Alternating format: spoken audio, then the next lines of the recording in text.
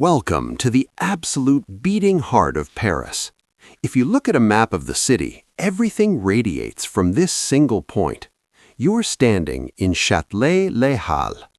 To a first-time visitor, this place can feel overwhelming, maybe even a little chaotic. But once you understand the layers beneath your feet, you realize that this is the engine that keeps the entire city moving. To understand the scale of this place, you have to look at the numbers. It might look like just another transit hub, but honestly, it is a world of its own. With over 750,000 travelers passing through these corridors every single day, this holds the title of the busiest underground train station in the world.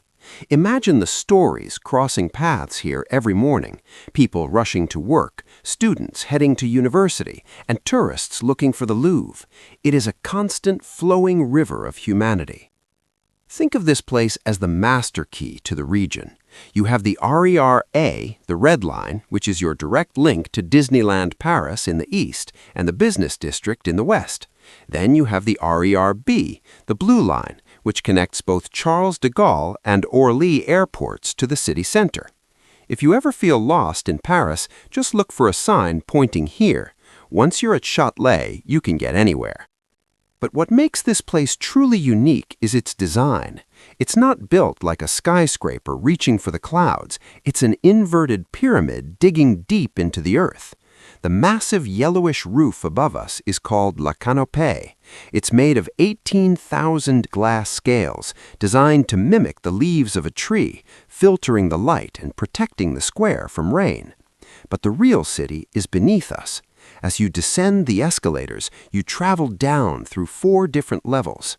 The deeper you go, the more the atmosphere changes.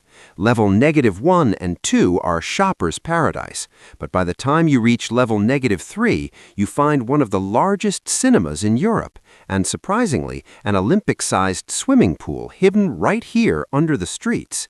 It's a strange feeling to think that while thousands commute on trains just 1 floor below, others are swimming laps in a quiet pool.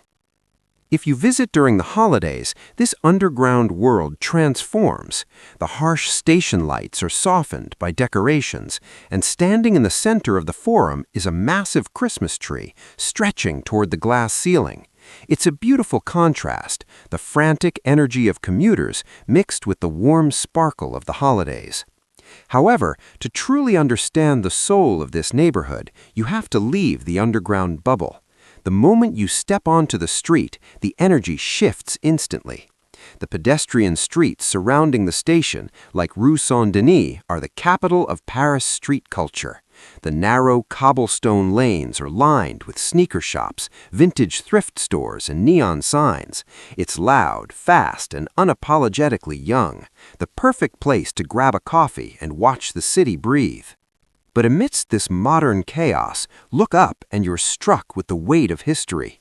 You're flanked by the Church of Saint-Eustache, a Gothic masterpiece that rivals Notre Dame. For over 800 years, this specific spot was the belly of Paris, the giant wholesale food market that fed the entire city. Until the 1970s, this area was a noisy, chaotic mess of cheese merchants and butchers.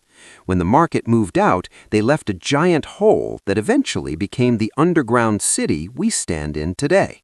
From the chaotic depths of the underground city to the historic beauty of the streets above, which side of Paris would you want to explore first? I'll save a seat for you in the next chapter.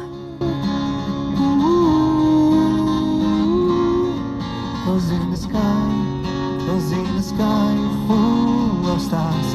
I think I saw you.